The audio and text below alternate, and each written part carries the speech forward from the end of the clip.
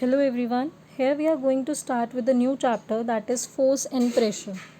Basically, these two terms we use in our daily life, but we don't know the science behind it. So, by this chapter, we get to know about what force and pressure in science means and how we are experiencing these terms in our daily life.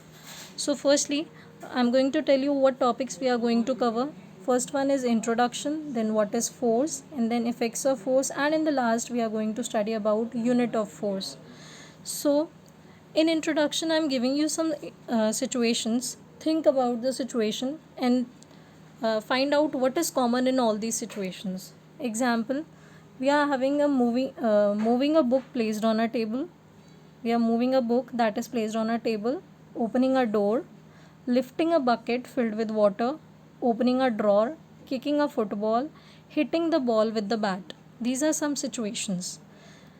And here are some situations also in the game of tug of war: drawing back a bow, raising a flag, pulling a box, and in the last, opening the door. So, what do you experience common in all these situations? So, basically, we get to know that there is either a push or a pull is involved. Either we are pushing something or we are pulling something to make the change in the position of an object. हमें object की position को change करना है तो हम या तो उसे पुश कर रहे हैं या फिर हम उसे पुल कर रहे हैं. So to move an object we are either pushing or pulling. So, in that case, pushing or pulling is called as a force. When a push or a pull is applied on an object, we say that there is force on that object.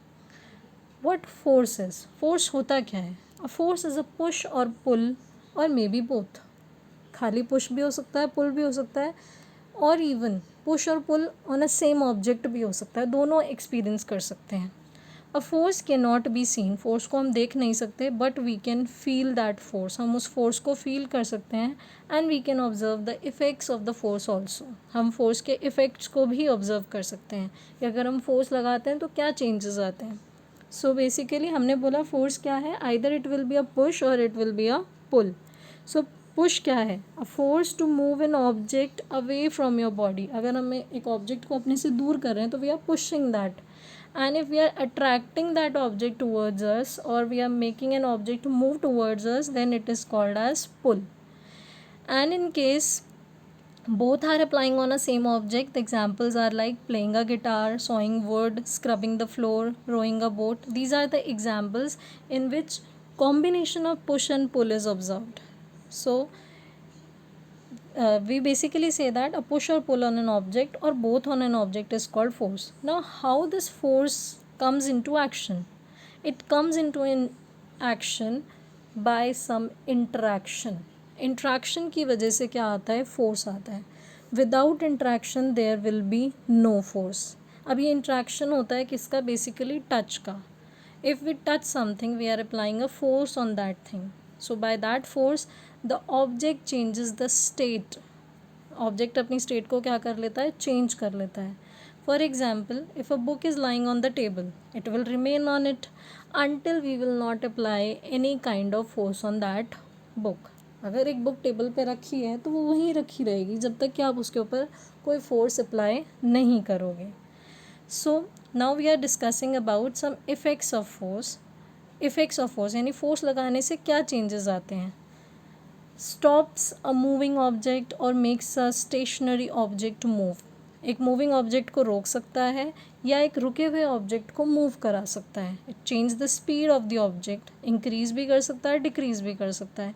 Changes the direction of the moving object. जो object move कर रहा है उसकी direction को change कर सकता है. Changes the shape. अब शेप परमानेंटली भी चेंज हो सकती है और शेप टेम्परेरीली भी चेंज हो सकती है. यानी कि वो वापस भी आ सकता है उस शेप में और मे बी ऐसा हो कि वो वापस ना भी आए शेप में. So we are going to discuss these effects of force in detail now. So first one is force can cause motion in a stationary object. Force की वजह से क्या हो सकता है? एक स्टेशनरी ऑब्जेक्ट मोशन में आ सकता है. For example, book is lying on a table. एक बुक टेबल पर रखी है. You can not move it.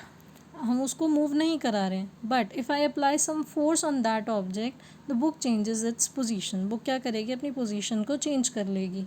So it is change the book changes its position only either by push or by pull. So we can say that by applying a force an object can change its position or can come into motion. Motion में आ सकता है. अगर वो rest पे था तो rest से मोशन में आ सकता है when we apply some kind of force on it. But this applies not on every situation. हर सिचुएशन या हर ऑब्जेक्ट पर ये आपका कंडीशन अप्लाई नहीं होती है. Example, when you try to push the wall of a room. अगर आप क्लासरूम या अपने खुद के रूम की वॉल को पुश करने की कोशिश करते हैं, will the wall change its position? Will the wall move? No. The answer is no. We are not able to move that wall. Why? Just because the force you are applying is not sufficient to move the wall. जो force आपने apply करा है वो इतना sufficient नहीं है कि उस वॉल को मूव करा सके. So now we are going to second, that is force can stop a moving object. Force क्या कर सकता है? एक मूविंग ऑब्जेक्ट को स्टॉप भी कर सकता है, रोक सकता है. फॉर एग्जाम्पल, फुटबॉलर है and he kicks the football. उसने फुटबॉल को किक किया टूवर्ड्स द गोल, गोल के पास पहुंचाने के लिए. Now goal keeper applies the force to stop the ball. Goal keeper क्या करेगा? फोर्स अप्लाई करेगा ताकि जो बॉल है वो गोल के अंदर ना जाए. सेकेंड सिचुएशन, आप बाइसिकल या कार ड्राइव कर रहे हैं. आप क्या करते हैं? ब्रेक्स अप्लाई करते हैं. उससे क्या हो जाएगा? वो मूविंग बॉल या मूविंग कार जो है वो क्या होती है? रुक जाती है and it comes to rest. अब हम ये कहते हैं कि एक मूविंग बॉल है. आप पिक्चर में भी देख सकते हैं कि अगर एक मूविंग बॉल थी, मुझे उसे रोकना है, क्रिकेटर ने हिट कर दिया था, तो मैं क्या करूँगी? I will apply some force by my hands. So in this case by force we can make a moving object stop. हम एक मूविंग ऑब्जेक्ट को क्या कर सकते हैं? रोक सकते हैं.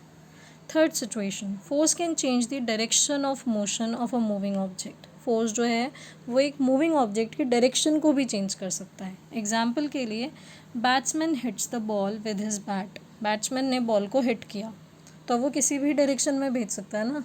कंपल्सरी तो नहीं है कि उसको बिल्कुल स्ट्रेट ही मारना है. He can hit in left, he can hit in right, in any way he can hit. So basically what he is doing, he is changing the direction of motion. And similarly a tennis player returns a service. Ball I, tennis player ज़रूरी तो नहीं है ना जिस flow में ball आई थी उसी direction में उसको वापस भेजेगा. नो, ही और she can change the direction. तो वो डायरेक्शन को क्या कर सकते हैं? चेंज कर सकते हैं. So you can see in this picture both are changing the direction of ball by applying the force. So basically by force we can change the direction of motion of a moving object. Next case, force can change the speed of a moving object. Speed को भी change कर सकता है. Example के लिए, when you are sitting on a swing, someone pushes you, it will make you move faster. And when it pulls the swing in opposite direction, then it makes it slow down. आप इस swing में बैठते हैं तो क्या होता है? अगर आप forward direction में देते हैं तो swing फास्ट मूव करता है. ऑपोजिट डायरेक्शन में पुल करते हैं तो क्या होता है? It will slow down. And similarly आप साइकिलिंग कर रहे हैं, if you are pedalling then speed is increasing and if you stop pedalling the speed will decrease. So basically force can change the speed of a moving object. Now force can change the shape and size of an object also. Force क्या कर सकता है? Shape और size को भी change कर सकता है. For example, you are folding a piece of paper or clothes. You are changing the shape and as well as the size of the object. You are kneading flour. आप क्या कर रहे हैं? आटा लगा रहे हैं तो you are changing the shape and size also. Squeezing a tube of paint or toothpaste. हम पेंट या टूथपेस्ट को स्क्वीज़ करते हैं तो भी उसकी शेप चेंज हो जाती है, साइज़ चेंज हो सकता है. So basically shape and size of an object changes when we apply force on it. So these are the effects of force. By force what changes we can observe. And in last we are going to discuss about units of force. Unit क्या है force की? जो SI unit है force की that is Newton. SI unit जो होती है force की वो क्या है? न्यूटन है. It is denoted by the letter capital N. हम उसे शॉर्ट में लिख देते हैं कैपिटल N से.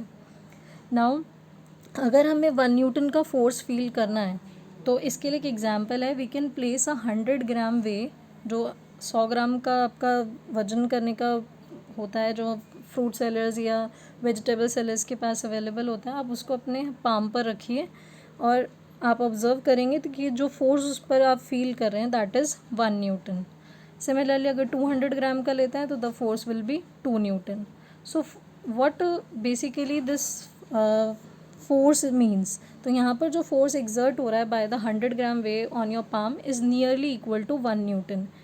So now one more unit is there, that is 1 kilogram force. This is the force required to lift an object of mass 1 kg vertically upward. जब हम उसको ऊपर की तरफ उठा रहे हैं तो उस पर जो फोर्स लग रहा है 1 kg मास वाले ऑब्जेक्ट पे, that is called as 1 kilogram force. इसको हम डिनोट करते हैं kgf में, और 1 kgf जो होता है वो 9.8 न्यूटन्स के बराबर होता है. सिमिलरली 1 kgf 1000 gf के बराबर भी होता है. gf means gram force. So these are the basic things of this chapter, and I hope you will understand this. Thank you for watching.